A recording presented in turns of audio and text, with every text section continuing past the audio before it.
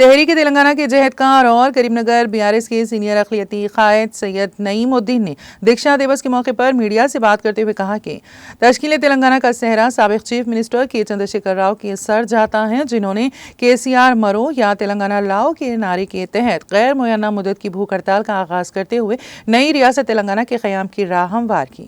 सैयद नईमुद्दीन ने पुरजोर अंदाज में कहा कि तेलंगाना रियासत हासिल करना केसीआर के अलावा किसी दूसरे क़ायद के लिए मुमकिन नहीं था। रियासत के अवाम की हक तलफी और नाइंसाफियों के खिलाफ के चंद्रशेखर राव ने सीना सिपर होकर मरकजी हुकूमत को घुटने टेकने और अलहदा रियासत तेलंगाना को तश्कील देने के लिए मजबूर कर दिया था। उन्होंने दीक्षा दिवस को रियासत की तारीख का अहम और नाकाबिल फरामोश दिन करार दिया।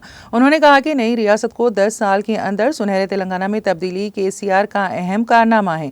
उन्होंने कहा कि केसीआर के दौरे हुकूमत में रियासत से गुर्बत के खात्मे के लिए फाजिल अराजियात को काबिल काश्त बनाते हुए शोबे ज़िरात को नफा बख्श बनाया गया। अमर निराहार దీక్ష చేస్తానని ఆలోచించి కరీంనగర్ నుండి సిద్దిపేటకు బయలుదేరారు।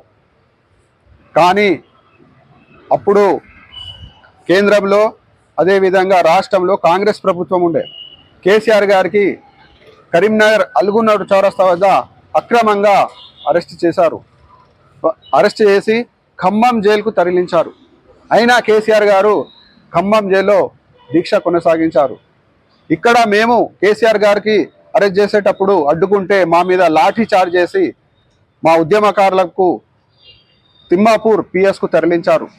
నాకు ఆ రోజు మంచిగా గుర్తుంది। నేను అక్బర్ భాయ్, అదేవిధంగా మారుతి, కలర్ సత్తన్న, రెడ్డివేణి తిరుపతి మరి ఎందరో ఉద్యమకారులకు అప్పుడు అక్రమ కేసులు పెట్టి తిమ్మాపూర్ పిఎస్లో నిర్బంధించారు।